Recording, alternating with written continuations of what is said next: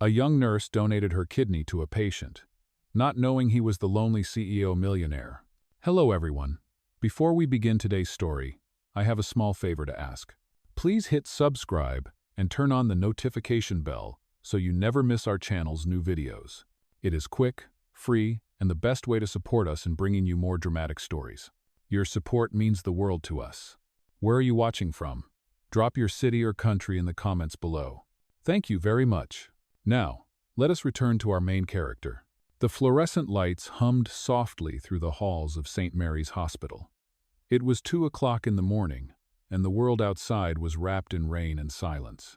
Inside, a young nurse named Anna Monroe walked quickly past the sleeping patients, her sneakers whispering on the polished floor. She had just finished a double shift when the intercom called her name.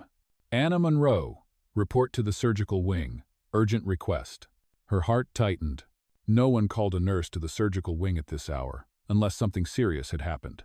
She pushed open the glass door and stepped inside. Dr. Harris, the head of transplant surgery, stood by the operating room window, his face pale under the white light. "Thank you for coming, Anna," he said quietly. "We have a patient on the critical list. We found a match for the kidney transplant."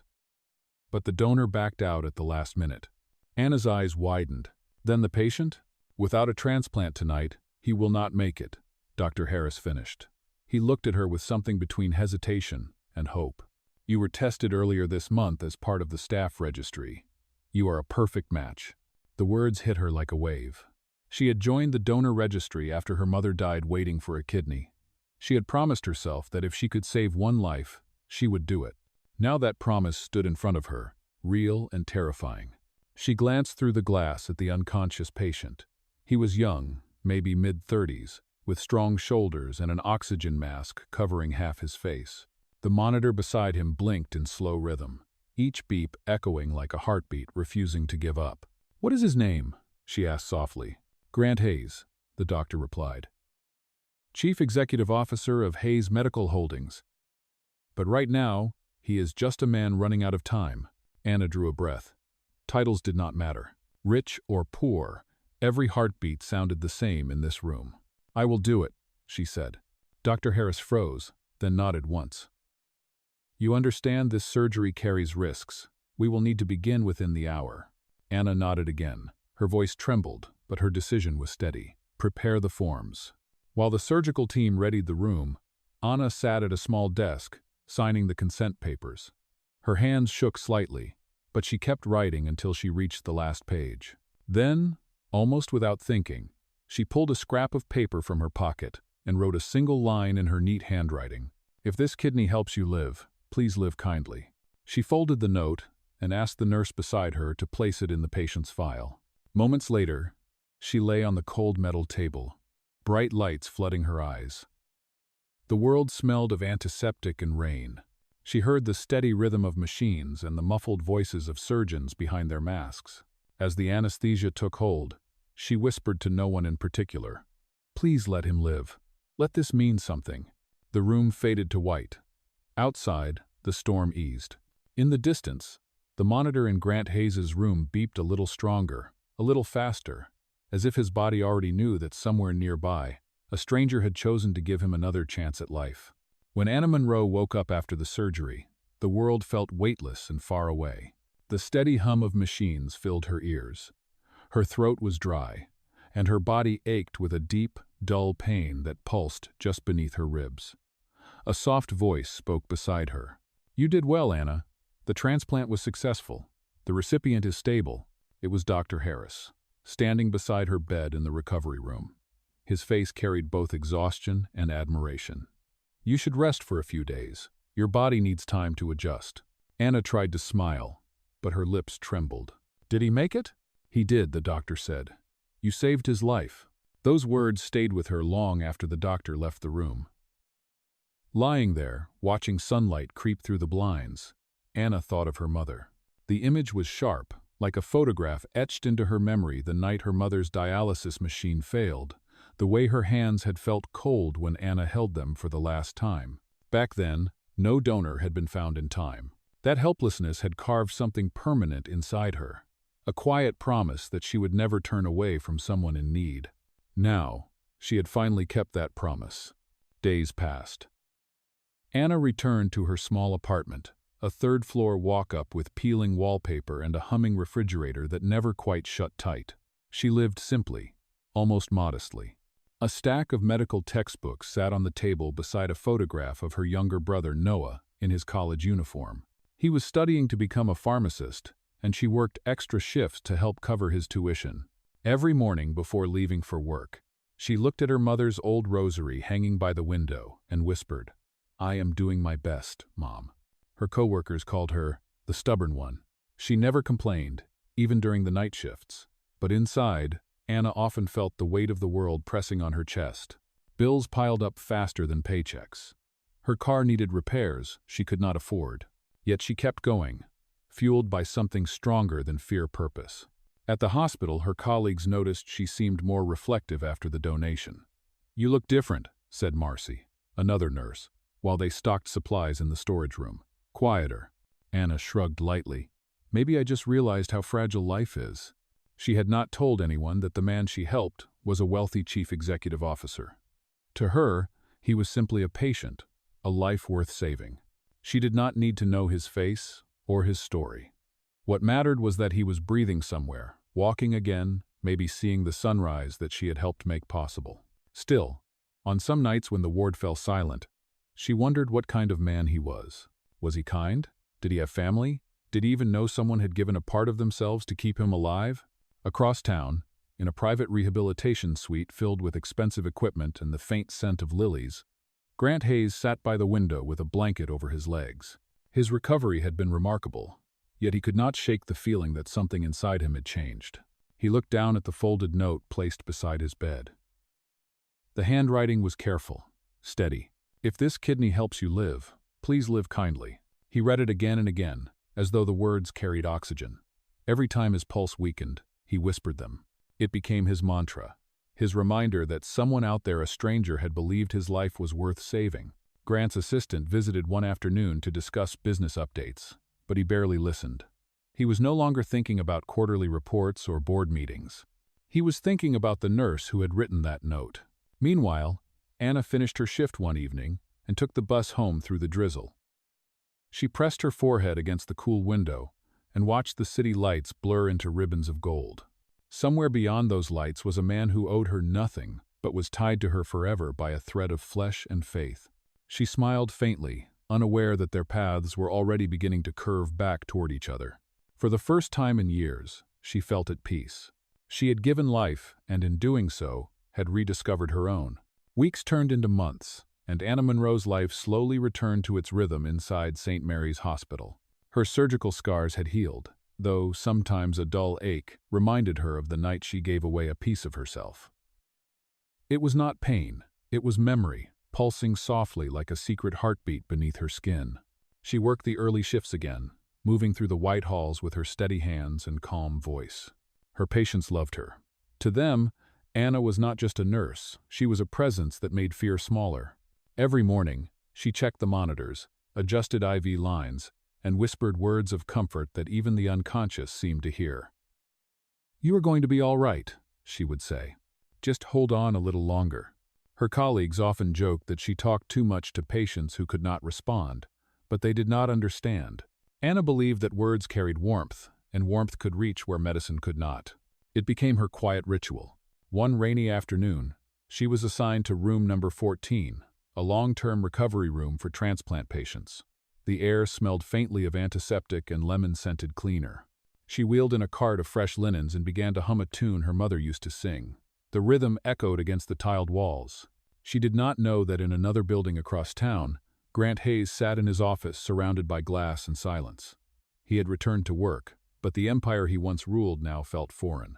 The files on his desk, the blinking phone lines, the rows of awards all seemed distant. He had built his fortune on logic and precision, on a belief that control could protect him from loss. But the moment he woke from surgery and found that folded note, something inside him cracked open. Each night he read those words before closing his eyes. "If this kidney helps you live, please live kindly." He wondered about the woman who wrote them. Was she young?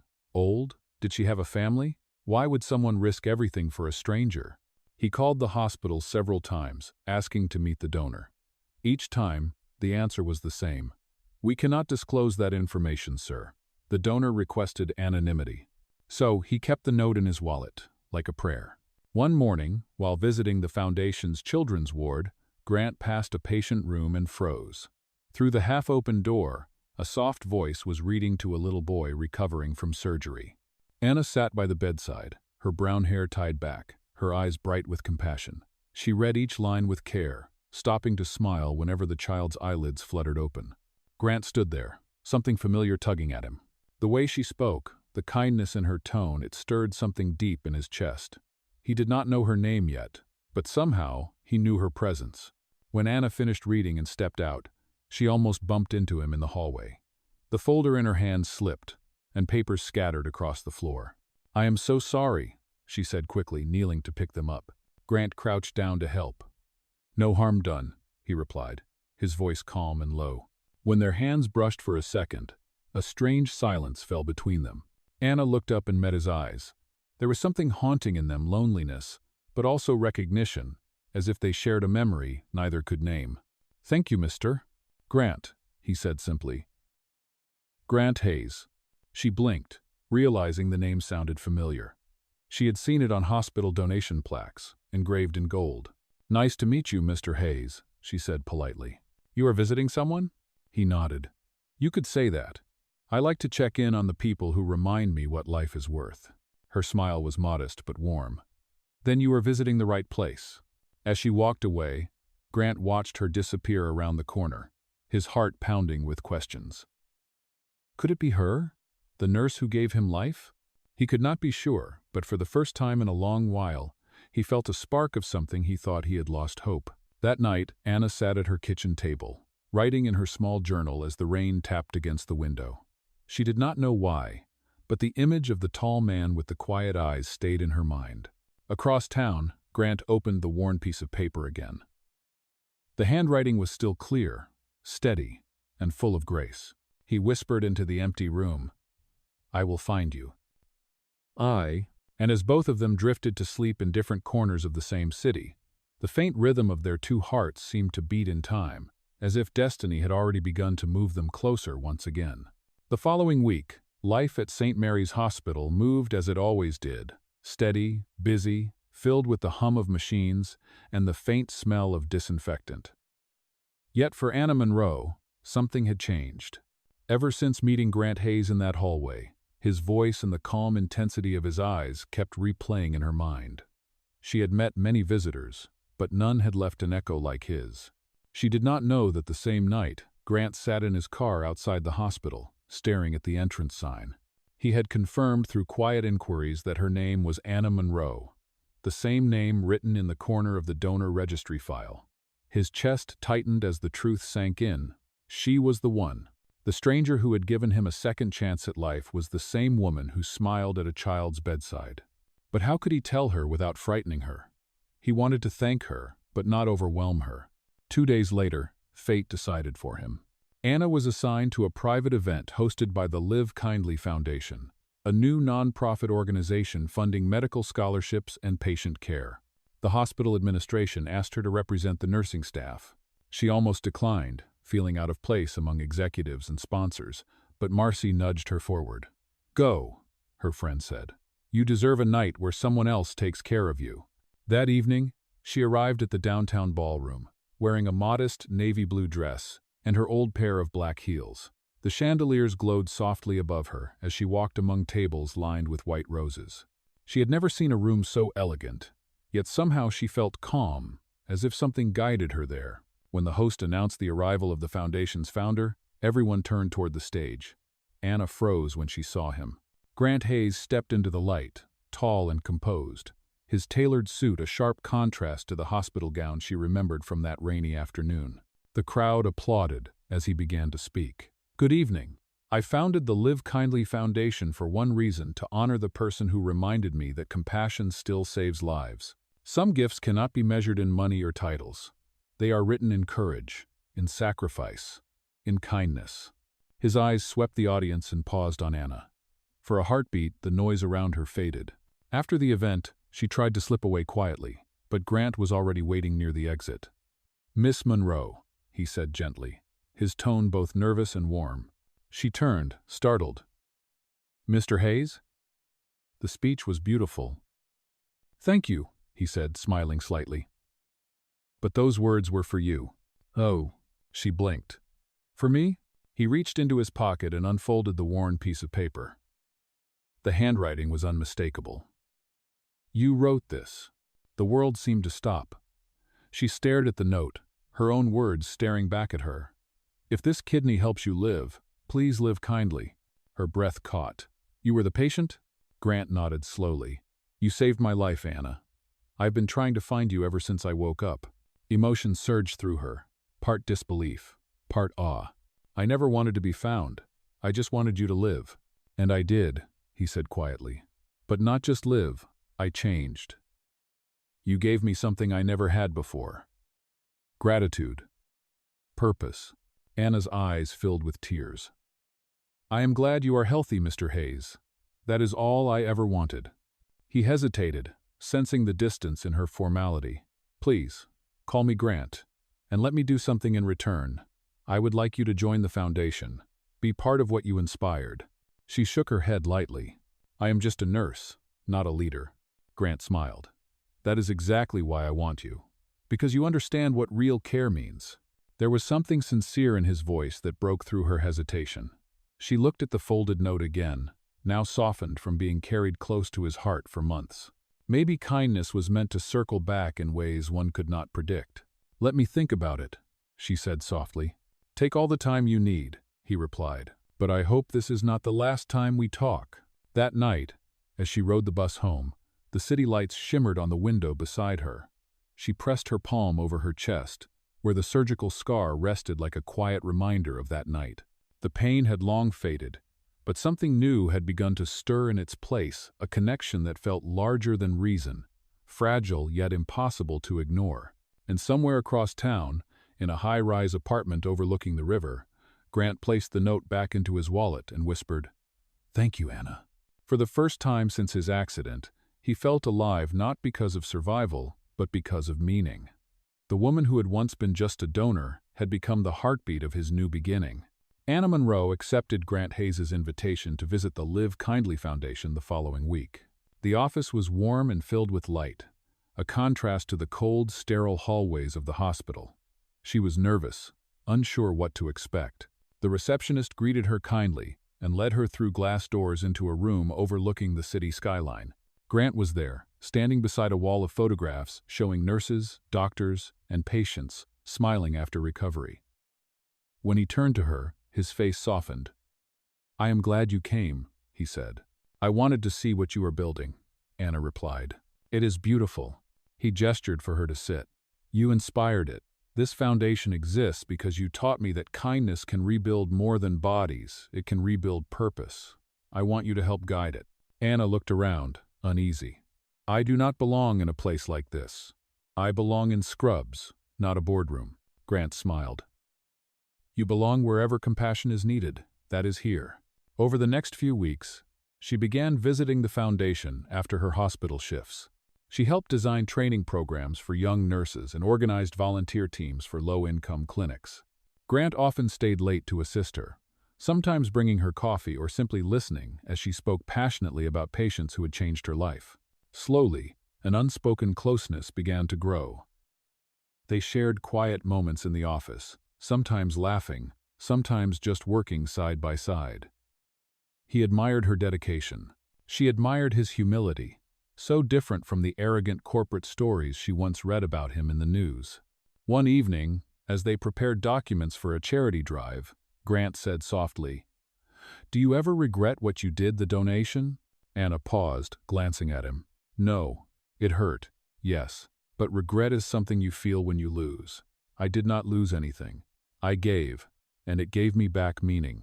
He nodded slowly, moved by her words.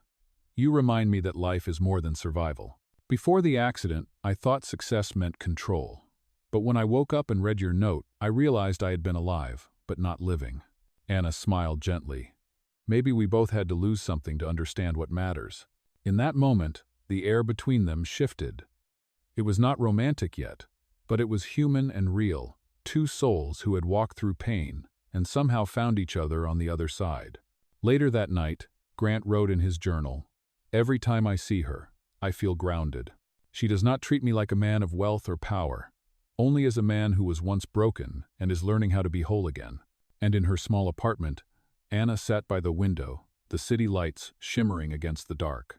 For the first time in a long while, she let herself wonder what it would be like to love someone who understood not perfection, but healing. Neither of them said it aloud, but both knew something had begun to bloom, something quiet, slow, and undeniably alive. It was nearly 3 months after Anna Monroe joined the Live Kindly Foundation when the first shadow appeared behind the light. Everything had been going well. The programs she created for nurse scholarships were drawing praise, and the clinics she helped establish were beginning to treat hundreds of families. Yet beneath the success, small details started to feel out of place.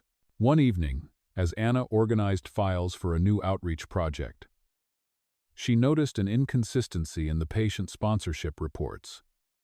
Several invoices listed the same supplier but with different bank accounts. She frowned and called the accounting department for clarification. They promised to check, but the next day, the files were gone from her desk. Grant Hayes found her sitting quietly in the conference room, staring at the empty folder. "You look like you are carrying the world on your shoulders," he said, setting a cup of tea beside her. She hesitated before answering. "I think someone is tampering with the foundation's funds. I do not have proof yet, but something feels wrong." Grant's expression darkened. "Do you think it is internal?" "Yes," she said softly. "Someone close. The signatures on these forms look familiar." He leaned back, thoughtful. "There have been tensions on the board lately. My half-brother, Nathan, has been pressuring me to merge the foundation with one of his investment arms. I refused. He said charity was bad for business." Anna's eyes widened slightly. "Do you trust him?" Grant sighed. "I want to. But lately, I am not sure I should." That night, long after the lights went out, Anna sat at her desk alone, scrolling through the digital archives. She remembered every step of her nursing career, every patient, every lesson, and she knew that kindness had no meaning without integrity. Her intuition told her the truth. This was not just about money. Someone was trying to destroy the very thing she and Grant had built from hope. Over the next few days, she quietly gathered information. Every receipt, every transaction. The deeper she looked, the clearer the pattern became. Nathan was funneling donations through shell accounts to inflate personal assets. The realization made her heart race. She debated telling Grant immediately, but hesitated. He had only recently regained stability after years of isolation and pain. The news could break him again. Meanwhile, Grant noticed her distance. "Anna, are you all right?" he asked one morning as they reviewed project plans. She forced a smile. "Just tired, that is all."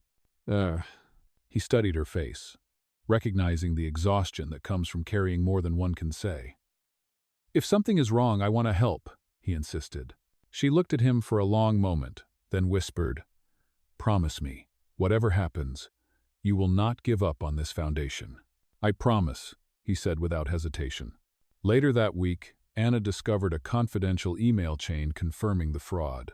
Her pulse pounded as she printed the evidence and placed it in an envelope. That same evening, Nathan arrived at the foundation unannounced. He greeted Grant with a rehearsed smile but froze when he saw Anna in the hallway. For a second, their eyes met hers steady, his calculating. She knew he understood that she had found him out. That night, Grant and Anna left the building together. The rain had started again, light and cold. He opened the door of his car for her, but she stopped. "Grant," she said, her voice trembling slightly, "I need to tell you something." "Oh." He turned to her, concerned. "What is it?" Before she could answer, her phone buzzed. An anonymous message appeared. "If you care about him, stop digging." Her breath caught. She showed the screen to Grant. His jaw tightened as he read the words. The truth had finally surfaced, and it came with danger. Anna's world began to spin, but even through the fear, one thought held firm: she would not back down. The man beside her had almost lost his life once. She was not about to let someone steal it again. In that quiet parking lot under the rain, their bond solidified, not just nurse and patient, not donor and recipient, but two people standing side by side against a storm that was only beginning to rise. The morning after that stormy night, the tension inside the Live Kindly Foundation could almost be felt in the air. Grant Hayes arrived earlier than usual, his face pale but determined. Anna Monroe was already there, holding the envelope that contained the evidence. The moment their eyes met, both understood that what they were about to do might destroy everything they had built. "Are you sure about this?" Grant asked quietly. Anna nodded. "If we stay silent, we become part of the lie. You once told me this foundation was built on kindness. Let us prove that kindness also means courage." He exhaled slowly. "Then we do it together." They spent the next several hours reviewing the documents one last time before sending them to the authorities. Grant's half-brother, Nathan, was still unaware that his betrayal had been uncovered. But word spreads fast in a world of wealth and power. By midday, news broke that the foundation's finances were under investigation. Reporters gathered outside, and the calm refuge that had once represented hope became a battlefield of suspicion. Later that afternoon, Nathan stormed into the office. His voice echoed down the hallway. "You think you can ruin me with your little nurse?" he shouted at Grant. "Do you have any idea what this will cost you?" Grant stood his ground. "It cost me nothing compared to what you stole from the people who trusted us." Nathan laughed bitterly. "You always were the saint, but this time your saint will drag you down." He turned to Anna, his tone dripping with venom. "Do you really think anyone will believe you? You were a donor, a nurse, not family, not one of us." Anna met his glare without flinching. "Truth does not need status, it just needs to be spoken." The argument drew the attention of the staff and board members. Cameras from outside flashed through the glass walls as security tried to keep order. Nathan realized his position was collapsing and stormed out, but not before muttering, "You will regret this." Oh, that evening, the scandal erupted across every major news outlet. Some headlines praised Anna for her integrity, while others accused her of conspiring against the Hayes family. Social media turned her life upside down. Strangers commented on her past, her donation, even her modest lifestyle. At the hospital, her supervisor called her in. "Anna, the administration thinks it would be better if you took some time off. The attention is overwhelming." No. It felt like a blade twisting in her chest. She understood the hospital's concern, but the decision left her adrift. Everything she had worked for seemed to crumble overnight. When she stepped outside, reporters waited with microphones. "Miss Monroe, did you expose the fraud for fame? Are you in a relationship with Grant Hayes?" She pushed through silently, her heart pounding, but before the crowd could follow, a black car pulled up beside her. The door opened, and Grant stepped out. "That is enough," he said firmly. "Leave her alone." He guided her into the car, his hand trembling slightly. Inside, she finally broke down. "I never wanted this, Grant. I just wanted the truth to matter." He turned toward her, his eyes full of regret and resolve. "You did nothing wrong. You saved my life once. Let me try to save yours now." As the city lights blurred past, both sat in silence, knowing that this was their lowest point. The world outside saw scandal and betrayal, but inside that car sat two souls bound by something stronger than fear, faith in what was right. Anna looked out the window and whispered, "If this is the price of doing good, then I will pay it." Grant reached for her hand. "You will not pay it alone." For a moment, she closed her eyes and let the warmth of his hand remind her of the truth she had always believed. Sometimes, doing what is right breaks you before it heals you. But in that breaking, you find the kind of strength that never fades. The following week felt endless for both Grant Hayes and Anna Monroe. The Live Kindly Foundation was under full investigation, and the media would not let the story rest. Every morning brought new headlines, every evening brought another storm of rumors. Still, Anna refused to hide. She knew the truth, and so did Grant. When the police summoned Nathan Hayes for questioning, the walls of deceit began to collapse. The evidence Anna had gathered spoke for itself. The fraudulent accounts, the fake contracts, the missing donations, all traced directly back to him. The exposure was undeniable. Grant stood beside Anna outside the courthouse as cameras flashed and reporters shouted questions. He wore no expression of anger, only quiet determination. Anna, though pale, stood tall beside him. "This is the day we stop being afraid," he said softly to her. Inside the courtroom, the prosecutor presented the case. Nathan tried to defend himself, blaming others, even attempting to claim that the donations were moved for tax optimization. But the truth was too strong to twist. When the verdict was finally read, the judge's voice was calm but final. Nathan Hayes, you are found guilty of financial fraud and embezzlement. You will serve 10 years in federal prison. A heavy silence filled the room. Grant closed his eyes for a moment, not in triumph, but in sorrow. Justice did not erase betrayal, but it restored balance. Outside, reporters swarmed again, demanding a statement. Grant looked directly into the cameras. The Live Kindly Foundation will continue its mission.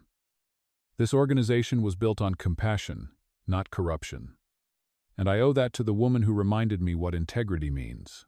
He turned slightly toward Anna and extended his hand. Miss Monroe, please join me. She hesitated, caught off guard, but he gently guided her to the podium. The flash of cameras brightened the gray sky. This woman, Grant continued, gave me life when I had none, faith when I had lost it, and courage when I was afraid to face the truth. She risked her name, her career, and her peace for what was right. That is what healing looks like, not only in medicine, but in humanity. A wave of applause rose from the crowd gathered outside the courthouse. Anna tried to speak, but emotion caught in her throat. Finally, she managed. I only did what anyone should do when faced with wrong. Kindness means nothing if it does not stand up for justice. Grant turned to her, his voice low enough for only her to hear. You did more than stand up for justice. You healed it. Later that evening, the foundation held a small gathering for its staff. The tension that had once filled the building was replaced with quiet relief. The press had left, and the night felt peaceful at last. Grant stood before the employees and made an announcement. From today forward, the foundation's new rehabilitation wing will be named the Monroe Center, to honor the woman who proved that one act of compassion can change the course of many lives. Everyone applauded, and Anna felt her heart swell. She had never sought recognition, but standing there, surrounded by people who now understood the power of truth, she realized that every scar, both visible and unseen, had led her here. When the applause faded, Grant leaned toward her and said softly, You once gave me a new heart, Anna. Let me spend the rest of my life using it to do good. For the first time, she did not look away. The man who once needed her help now stood as her equal, someone who had found redemption, not in power, but in kindness. And in that moment, beneath the golden light of the foundation's hall, they both understood that justice was not the end of their story. It was the beginning of something even deeper, hope reborn from honesty, and love born from courage. A full year had passed since the trial that changed everything. The Live Kindly Foundation had not only survived but flourished. The new Monroe Center for Transplant Care stood proudly beside St. Mary's Hospital, painted in soft shades of white and gold. Its walls were lined with photographs of patients who had received a second chance at life, each one a living testament to compassion. On a quiet spring morning, the hospital garden was filled with sunlight and the scent of blooming lilies. Nurses moved gently among patients enjoying the air, and in the center of it all stood Anna Monroe, her uniform exchanged for a simple white dress. She was not working today. Today was different. Grant Hayes walked down the path, dressed in a light gray suit. His once weary expression had changed.